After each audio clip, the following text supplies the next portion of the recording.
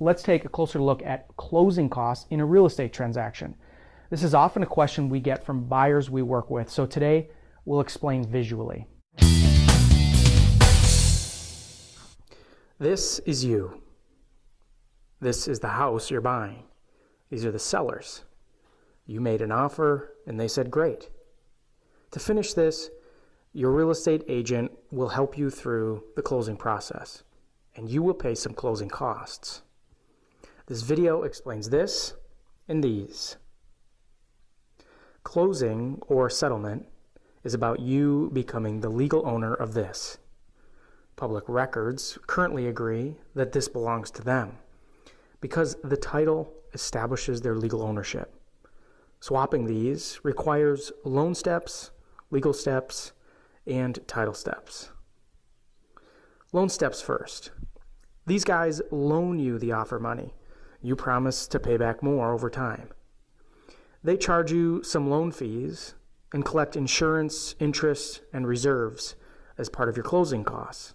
Legal steps next. To make the public records show that you are the legal owner of this, the government has to record the transfer of this. And they also take a little bit of this. Title steps last. The title company actually handles the transfer of this. You pay for their help. They have to find all the records here that relate to this and make sure that this is really theirs to sell to you. That's called a title search. And the sellers might have missing heirs, former spouses, or other claims that show up long after the sale, claiming that this actually belongs to them. To protect this investment, you purchase title insurance. To recap, closing involves loan costs, legal costs, and titling costs. At your closing meeting with the sellers, your title company will have all these costs summarized on the government HUD-1 form.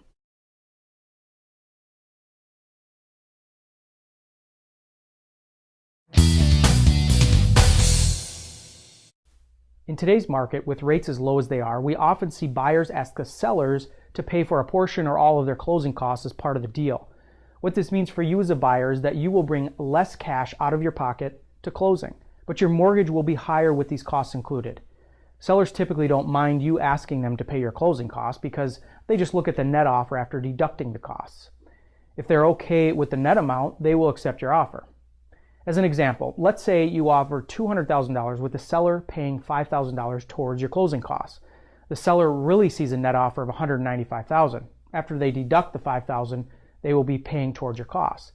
But let's say you just offered $195,000 with no closing costs paid by the seller. In the eyes of the seller, these two offers are identical.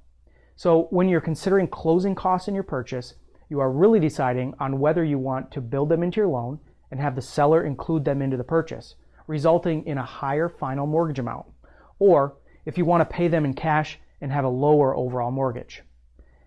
There are a few important things to consider when you're deciding on how to structure your closing costs. Be sure to talk with your agent and your lender about what option is best for you.